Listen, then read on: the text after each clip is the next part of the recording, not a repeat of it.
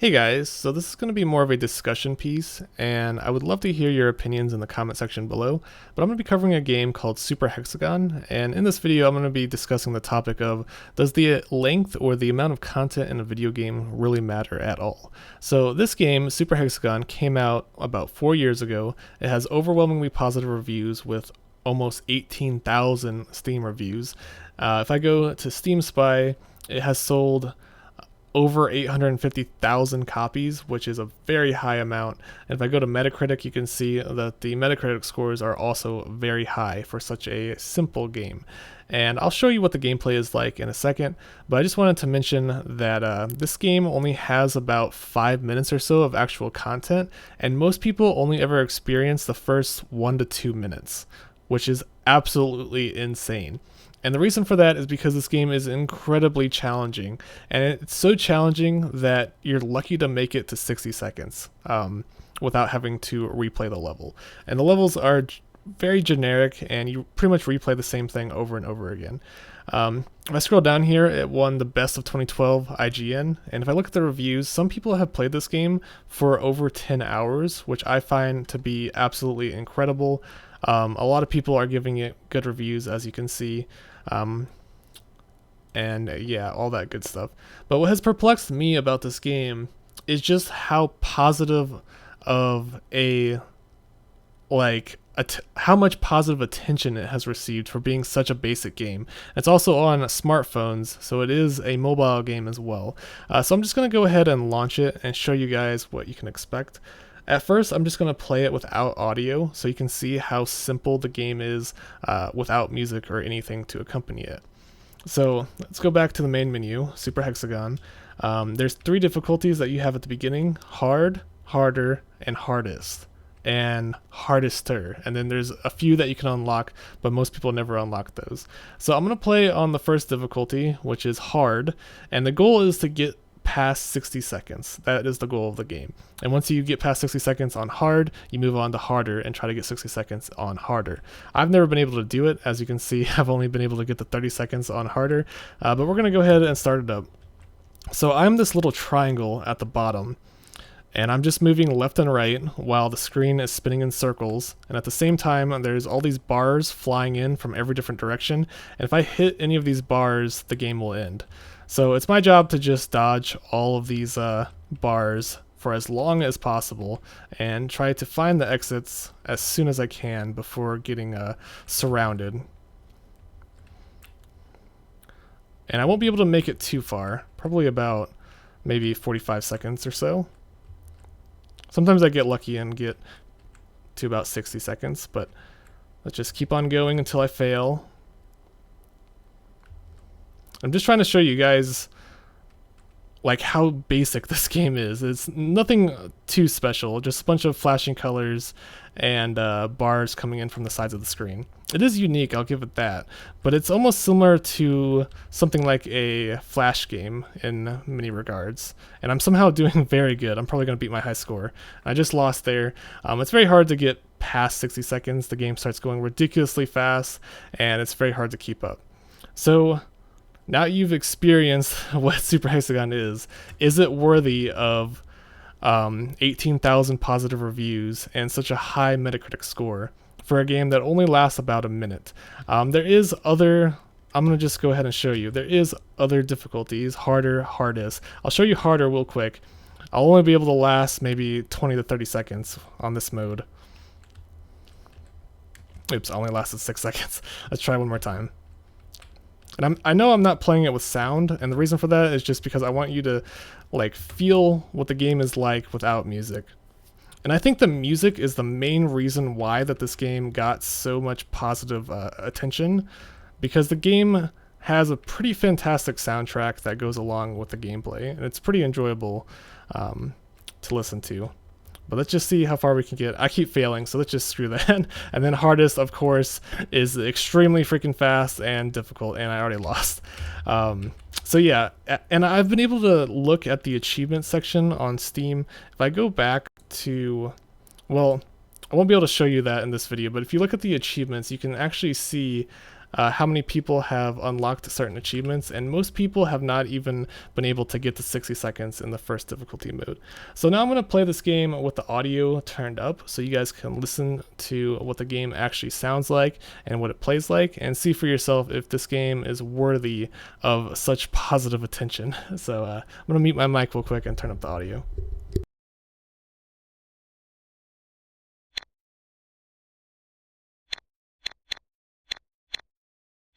Begin.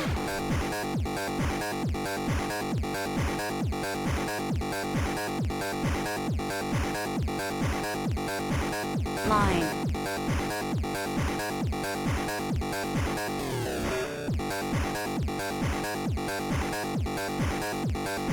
Triangle.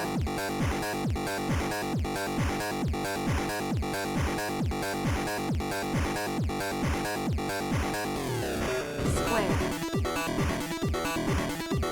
Excellent. Game over. Begin.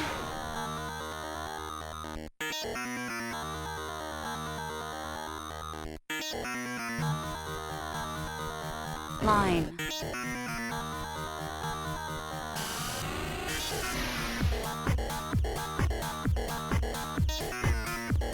Triangle.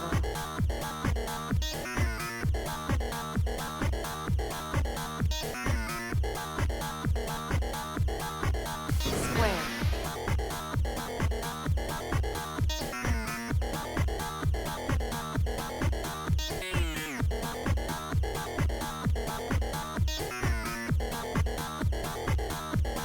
Hexagon.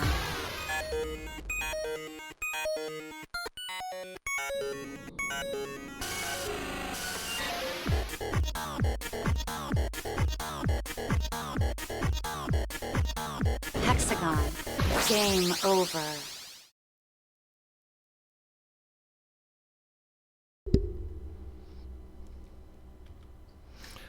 All right, so I'm back.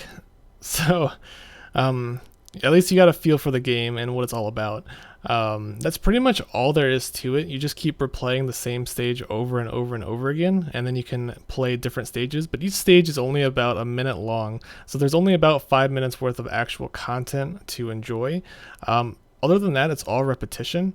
And I think another reason why so many people like this game is it's very challenging, especially at harder difficulty levels. The game gets so challenging that it actually takes many, many hours of practice to get good at it. Even the first difficulty setting is actually very hard for new players. It actually takes about maybe half an hour to get to 60 seconds on just normally hard difficulty. That's the lowest difficulty possible.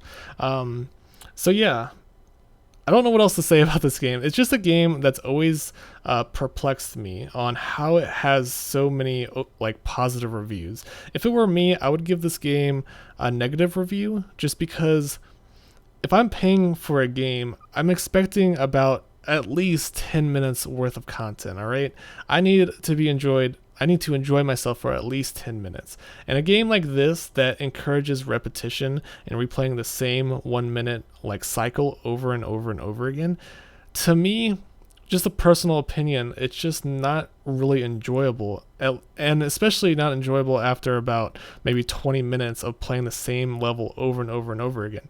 It is rewarding to know that you have accomplished something difficult, but games like this just, I don't know, they're not suited for me, and I just do not understand how this game got so popular in such a short amount of time. And most of these reviews came out during its first year or two. So yeah, that's pretty much all I wanted to talk about today.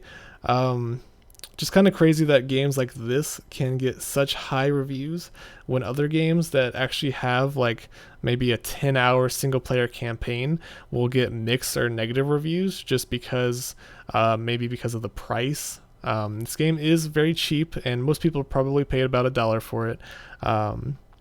But perhaps price is a factor in how positive the reception is whenever a game is released. But I don't really know. I mean, there's a lot of indie games that are priced under $5 that do not get nearly as good of reception as this game. Maybe it's because of the music. The music fits the game very well. Maybe it's because the challenge is there for people who want a good challenge, and maybe that's why games like Flappy Bird and other games of that nature, and Timber, what was the other game? There was Flappy Bird and there was like Timberman, and people love those games just because it has a high skill ceiling, which means you can play it for hours and hours and hours and always continuously get better at it, to the point where you're better than all of your friends, and maybe that has something to do with it. Maybe there's a competitive factor with games like this. But I just find it incredibly interesting that simple, very basic games can do so well in certain situations on gaming markets, especially for a game like this that is more or less a phone game. There's also, I should also just quickly mention Timberman, which also has seen some very high review scores lately, very positive. And all you do in this game is just press left or right and whack a tree.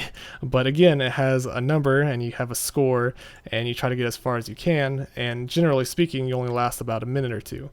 So yeah, just an interesting topic, especially about review scores. There's a lot of really great games that get terrible review scores just because people don't like a certain thing about it, or people don't like that it's not long enough or it doesn't have enough content. When other games like this, Super Hexagon, has very minimal amounts of content, but encourages the player to repeat the same levels again and again until they master the game. Which is, I don't know, it's kind of an interesting concept to make a game so difficult that players don't really even care about how long it is. And I guess that is true in games like the roguelike genre. People love very difficult roguelikes just because it provides a challenge. And games like Dark Souls, even though Dark Souls has quite a lot of content, people love it just because it gives them about 30 hours worth of gameplay, even though there's only about maybe like 5 to 10 hours of actual content. So yeah, I'm just rambling on now. Just an interesting little discussion piece about a game that I've always been a bit confused about on why it has such positive criticism. If it were me, like currently today, I would probably give this game a negative review, just because if I look at the achievements of this game, most people have not made it past the first level. And the first level is only a minute long. So if you can't get past the first minute of the game, then what's the point of paying $3 for it? Unless you're really planning on replaying that same level over and over again. If it's that enjoyable, where you can play it over and over again for an hour, then I can understand. But this game, it's really repetitive and very basic. I just don't see the overall appeal. I understand that the music's good, it's challenging, but at the same time, the gameplay is very simplistic. You're just moving left to right, and that's about it. I wish the game were easier so I can make it further in the game. I wish there was more to actually see, but there's not. So yeah, this is just a quick little video. I know I've been rambling for like the past 15 minutes, but tell me what you think in the comments below. If you've heard of this game, what do you think about it? Did you like it? Do you enjoy it? How far did you get in it? And what do you think about very basic short length games? Do you enjoy them? Or do you only buy games that'll give you like 100 hours plus worth of content, like Terraria and Minecraft and Skyrim and games of those natures, or survival games? So yeah, thanks for watching, guys. Have a nice day.